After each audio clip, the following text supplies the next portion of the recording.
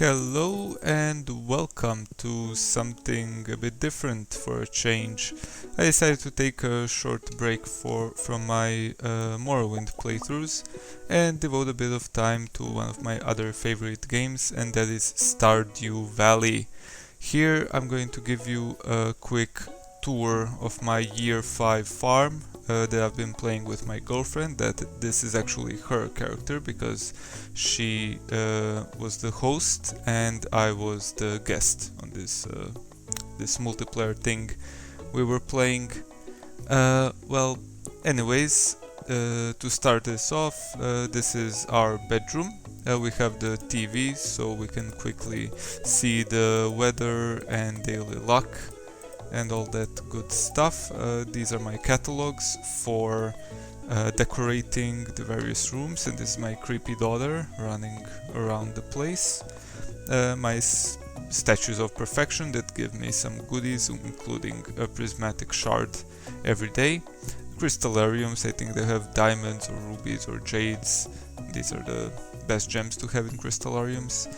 Down here is a little like basement greenhouse area where I'm growing coffee and grapes and hops and tea. I think I put in the, what do you call it, the fertilizer, wait just a second,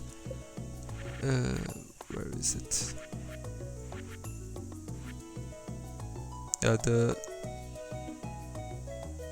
Here it is, deluxe retaining soil that guarantees that the soil will stay watered overnight, so I don't have to water this. So it's a time saver. I don't know why I have these two slime presses over here. I guess I didn't know where to put them, so I just dumped them here. Here we have my arcade games. This will come into play later, as well as a fish tank with some exotic fishes and a sea urchin with a sailor's cap, because of course. These chests hold seeds. Here we have fall seeds and summer seeds and spring seeds. I always like to keep chests with some backup seeds in case I need to plant something, so I don't have to run to Pierre's, you know. And some seeds are pretty hard to get, so it's good to have them stockpiled. And this is my children's room. A bunch of plushies and colorful paintings and some creepy statues because they are creepy children and they need creepy company. This is my bones room with some nice paintings, giant sloth statue that I got from the museum and some, fossils and shit. And here I keep a bunch of old weapons and fossils that I don't want to throw away. Here I have a lot of extra farming machines, processing machines, auto grabbers, things I got from the mines or I had to craft to get perfection. And here I have some, I guess, island seeds as well as saplings. Okay, and this is the main room where I keep a couple of furnaces, recycling machines and fridges that are fully stocked, so I can cook pretty much anything I want. Some ingredients are still missing even after 5 years, but oh well, I guess I spent them all. This is my son sitting on the floor, 2 coffee machines and a tea set that I had to cheat in because it's insanely difficult to get this item, not because it's hard to do things you need to do to get it, but because it's RNG and it's seriously stacked against you. Yes. Okay, and this is where I keep a bunch of food. You never know when you're gonna need it. And in this fridge, more ingredients. Let's take a look at the cellar. I have a bunch of casks here. I think that it's exactly 50 of them. No, that's not right. I don't know how many. And here we have a ghost fish and a stonefish. They like to live underground, so I put them down here. Now, as for the chests, these are artisan goods, and then we have animal products, fruits, vegetables, forageables, a lot of them, as you can see, iridium quality, because that's the profession I always pick, that all of your forageables are iridium quality. And here we have miscellaneous seeds, as well as seeds for the current season, and that is spring. Okay, then crafting components, tools, scarecrows, all the good stuff that you need on a day-to-day basis. And I put this crafting bench between the chest that contains all the mine stuff, all the geodes and monster drops, as well as ores and bars. So these cover most of the crafting components for every recipe in the game. Next we have gems and some artifacts, as well as very expensive stuff such as pearls, golden pumpkins, treasure chests, galaxy souls, and a bunch of bones, and slime eggs. I really like to collect slime eggs. On my saves I usually build the slime hutch just to demolish it, so I can start collecting slime eggs from slimes. Then we have fish. This is the specialty fish chest. Then we have the freshwater fish, saltwater fish, sea related forage, corals and seashells and seaweed, that kind of garbage. And here we have the fishing supplies, so all of my bait and garbage and bobbers and other things like that. Here I keep flowers and miscellaneous decorating stuff, as well as minerals and artifacts. I keep them down here because I don't need them all that often. And down here more decorating stuff, and for some reason slime. I guess I keep it here because of these two. I haven't played on this save in a while, so I kind of need a reminder where everything is. And now for the farm proper. This is my planting area. It's terribly inefficient, but at this point what matters more is looks than efficiency. My golden clock, and this is a shed full of kegs where I make a bunch of wine. I make ancient fruit and starfruit wines, the best two in the game. In the Junimo chest I keep starfruit seeds, and deluxe speed grow and deluxe fertilizer to make fast and, I almost said furious, but I want to say high quality starfruits. This teleporter just throws me up here back to the farmhouse. And this here is my cabin that I turned into a sort of museum. First we have this fancy dining area if we ever have guests, so we can impress them. Another basement full of casks. And, well, let's see. A nice little relaxation area.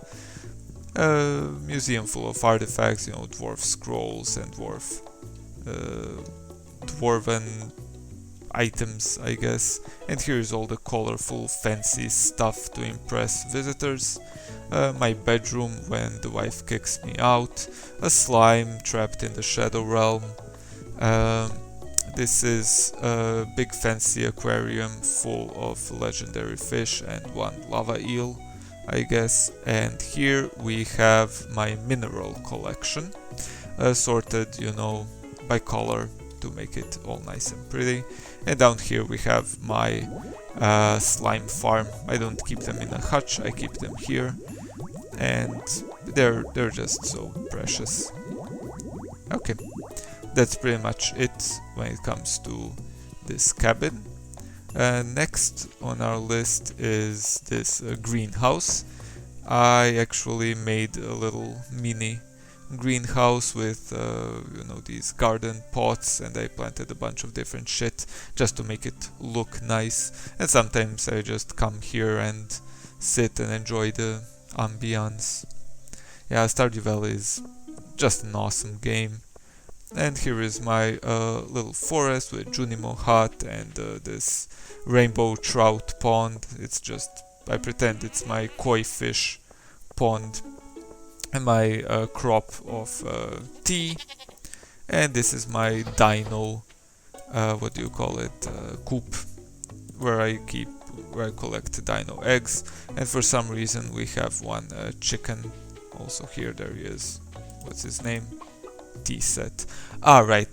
That's how you cheat in items. You name one of your chickens or something, the code that represents a certain item. So when Marnie sells you the thing, she says the name and the item gets dropped into your inventory. Here I keep my obelisk that I needed for perfection, as well as my fish ponds, of course sturgeons for caviar. This is my animal part. I have an ostrich and lots of different animals, you know. They don't make a lot of money, but it's fun to have them around. My actual greenhouse, nothing special. Half is starfruit, the other half is ancient fruit plants, as well as a bunch of different fruit trees that you can plant on this perimeter. It's also not super efficient, but I don't care. I like it.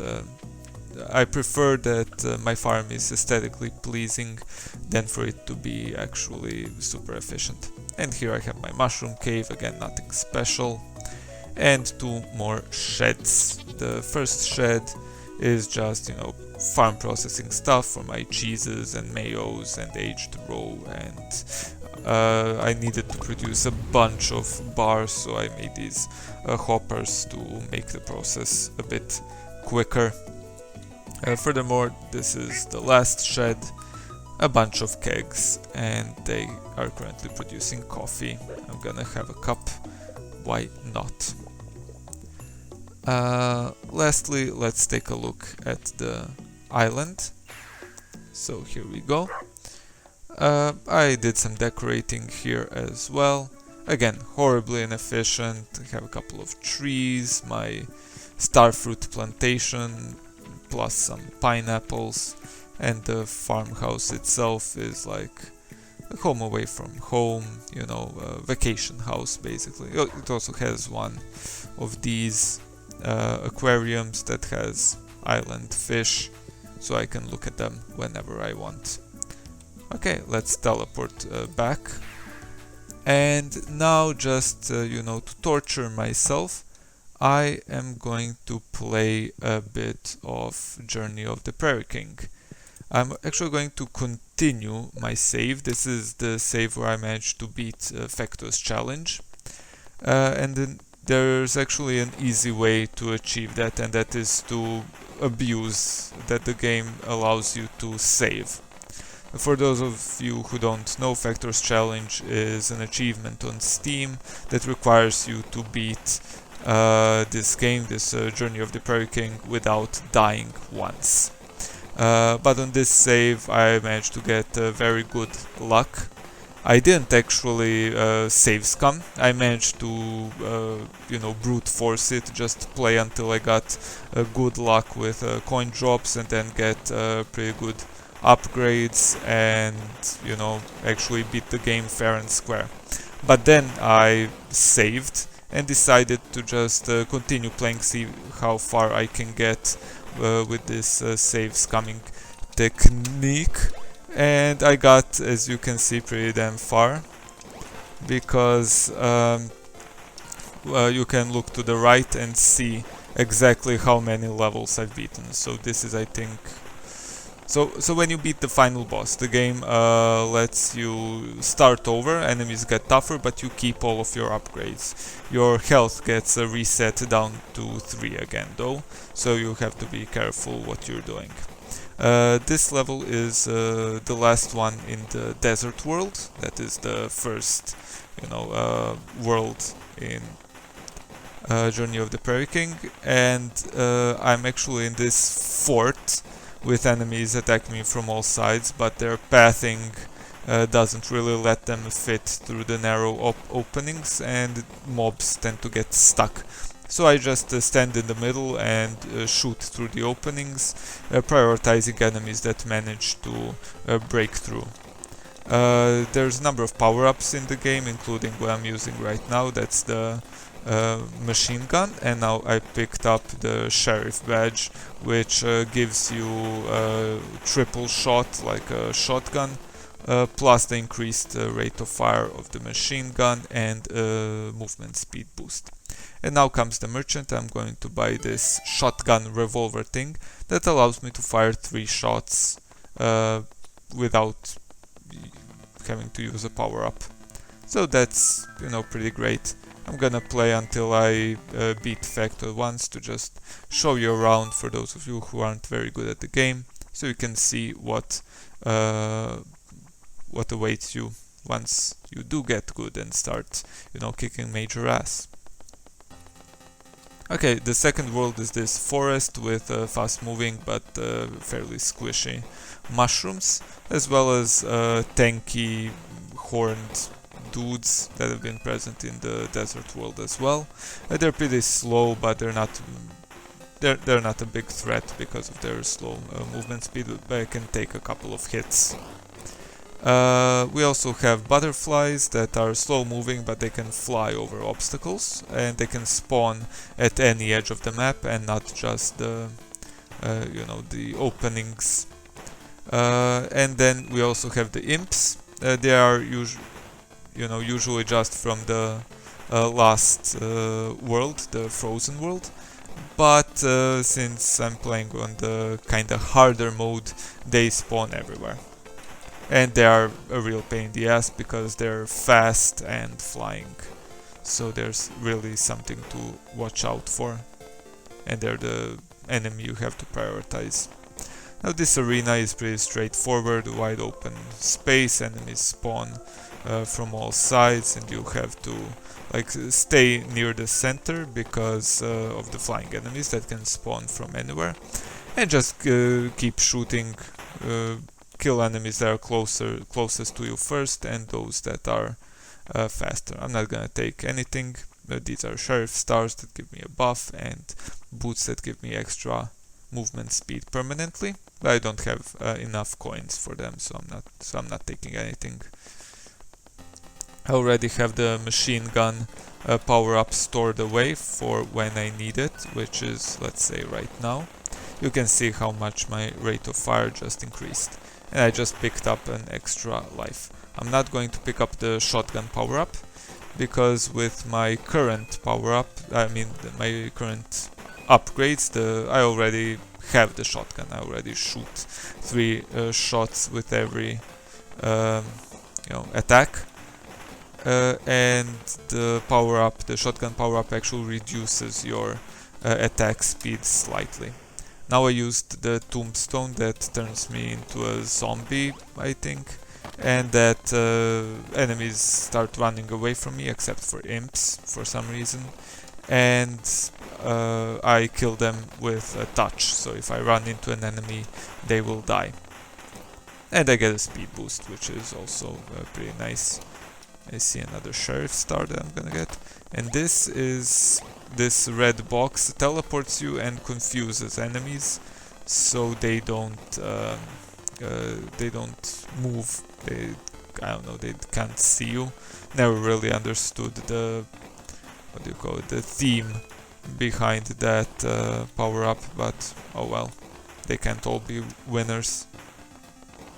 The most useful power up is of course the sheriff star, followed by machine gun, and then the wagon wheel thing that lets you shoot in all directions. That gets especially useful once you have the shotgun revolver upgrade. Now this level is nasty because enemies spawn to the left and right of my little central area that has 2 rivers with bridges across, as well as from the sides, and I fucking died. Okay, so I got a bit overwhelmed, and whenever you die, you lose a little bit of progress, so you have to be careful not to die too much, or you can really get stuck. Okay, that was also a bit too close for comfort, as far as I'm concerned. Ooh, look. That's the wagon wheel. That lets me shoot in all directions and enemies just melt away. It's pretty much impossible for them to break through as long as I have that one. Ooh, that was close. As you can see, the game is pretty brutal, unlike Stardew Valley, which is an extremely chill game. But I guess Concerned Ape wanted to make something challenging for the players, so he made this abomination of the game. I'm kidding, it's not an abomination, it's actually pretty fun. Once you get into it, you get the hang of it, and then you can do insane things like this. But this is not the top of the insanity. In the frozen world, you're gonna see what insanity looks like, because there's one level where enemies drop so many power-ups for some reason. I think it's the last level before the boss, and they can come at you from only two sides, only left and right. So all the enemies are also funneled into this smaller area, and it's pretty easy to pick them off. Now this is the second boss, this cowboy guy. That's, as you can see, pretty easy. I'm just gonna wait for him to come to me, not risk it. I just do this, and eventually he'll die. Playing it completely safe, there's no need to lose a life on this thing, and we actually gained a life, because these bosses have a very high chance of dropping an extra life. And now on to the frozen graveyard world, where our enemies will be mummies and imps, and that's it, only two types of enemies. Mummies are slow moving but tanky, and imps are squishy, fast moving flying enemies.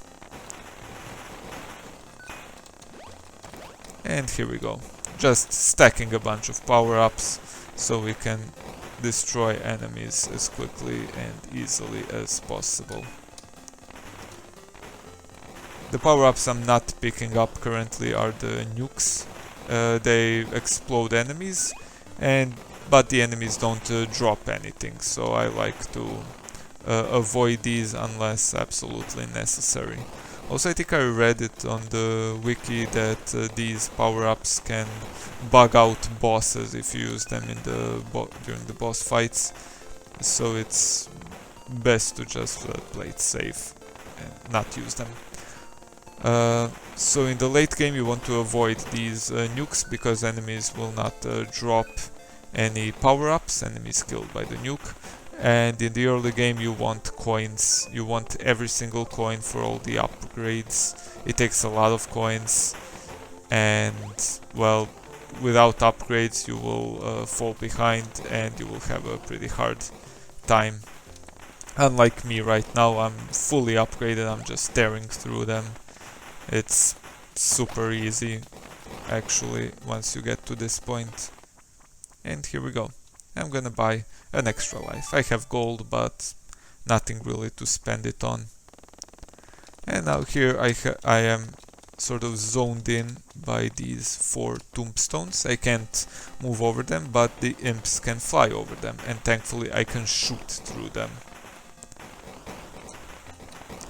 I'm not gonna stick inside that little area, I'm gonna move around a bit. And here I use the nuke, but doesn't matter, I actually used it on accident because I want to get to the machine gun buff. Those poor enemies. I mean, look at this. This is just insanity.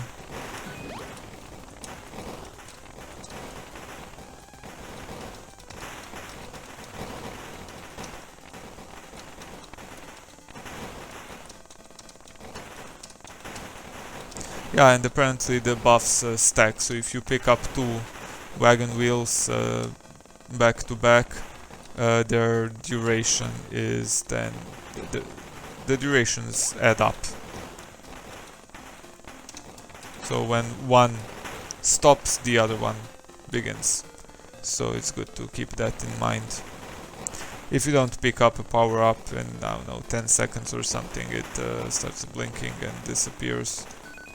I don't know how much time they actually wait for you, but you know, it's not too long.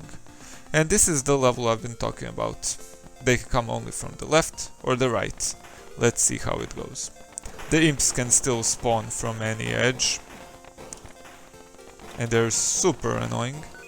You have to focus the imps but also thin out the mummies, as they're still pretty dangerous. And now I'm getting a veritable swarm of these bastards. And here comes the machine gun, and the wagon wheels, and the sheriff's star, and another wagon wheel, and another What the fuck? I guess one of them managed to get through my insane amount of firepower.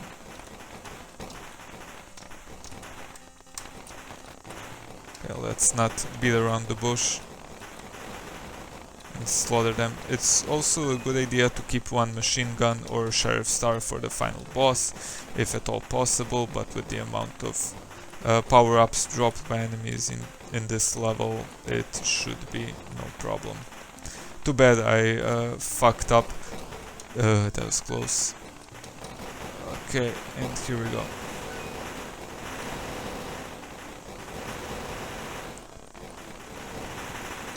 These poor bastards.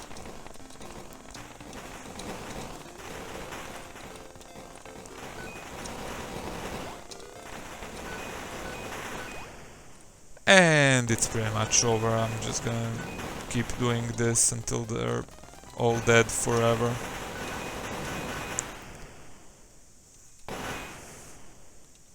It never stops.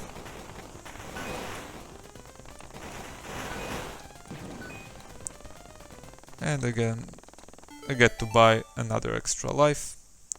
And now on to the final boss, which is actually kinda easy. You just have to position yourself like this. Use up a power up and it's gonna shoot at you straight up while you chip him down. And that's it. And that's the journey of the Prairie King. And now for some real grade A masochism, I'm going to play a round of Junimo Kart, first progress mode, then some endless mode.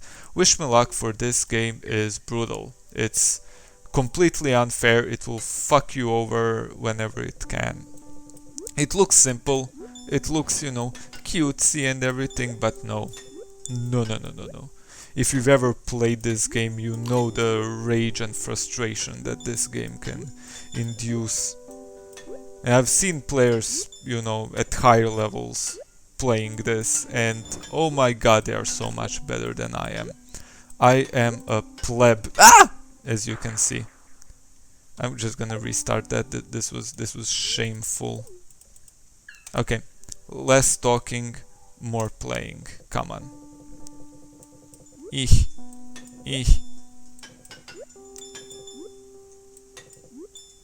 What was I talking about?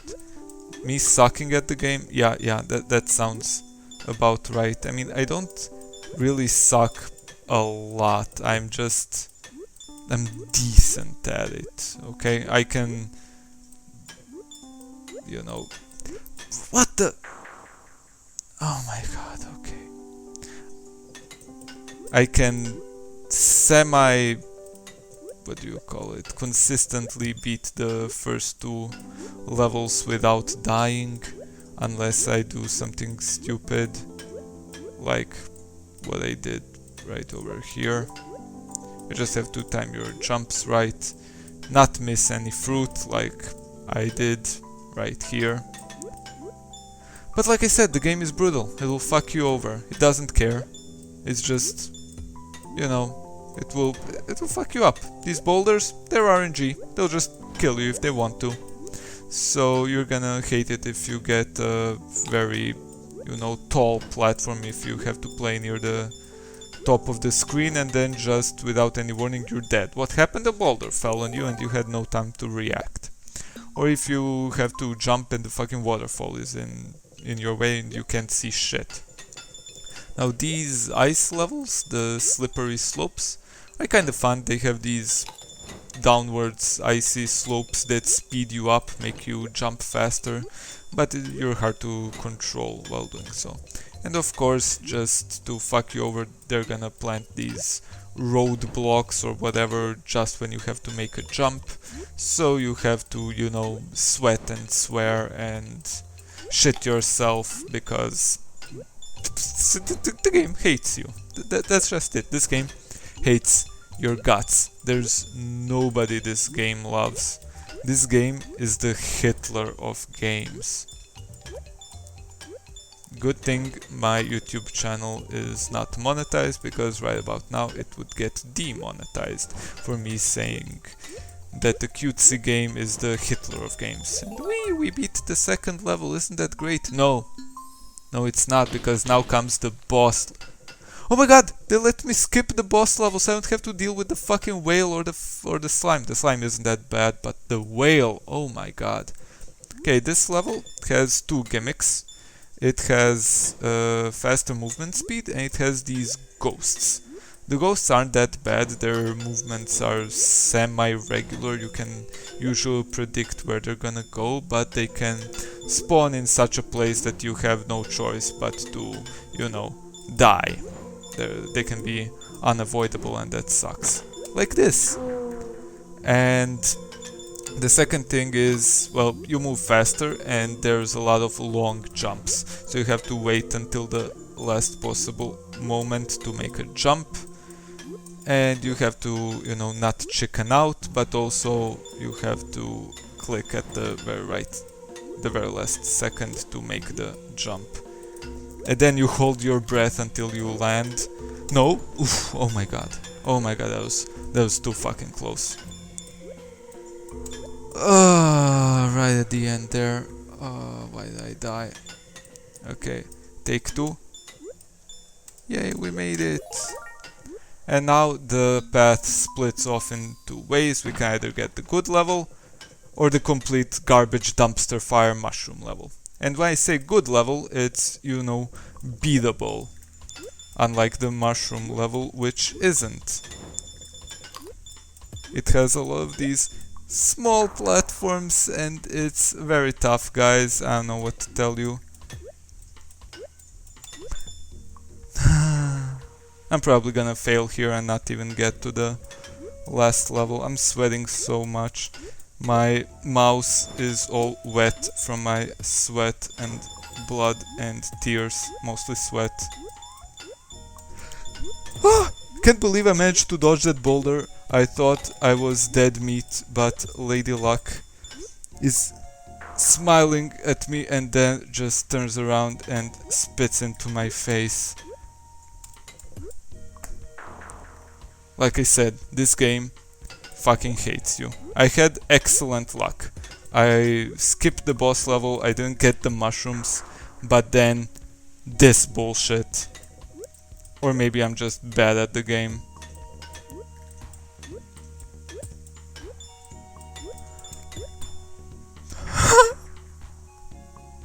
Okay. Last life. And I'm done. Okay, that was the progress mode, and now endless mode. Shorter levels, but one death and you're done for. Fruits don't give you extra lives, you just get extra points if you collect all three in a level.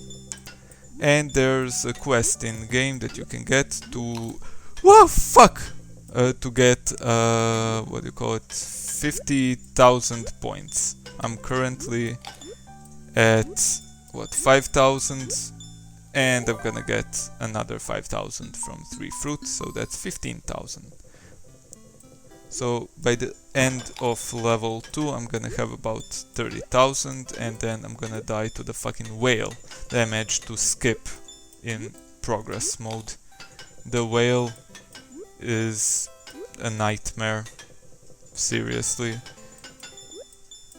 And in endless mode you don't get to choose, you know, which boss you get. It's not even RNG, you always get the whale, 3rd level. And the slime boss is 5th level. Woohoo! Yay! And I fucking died. Okay, that's enough. Thank you for watching. Let me know what other games I should play old and indie games, but I'm gonna be back to my Morrowind playthrough next week. But I'd really like to hear your input, which games you'd like me to play, and then I guess I'll just decide and play something else. Hope you enjoyed this little foray into Stardew Valley. It's not super conventional Stardew Valley content, but well. Thank you for watching, and see you next time. Peace.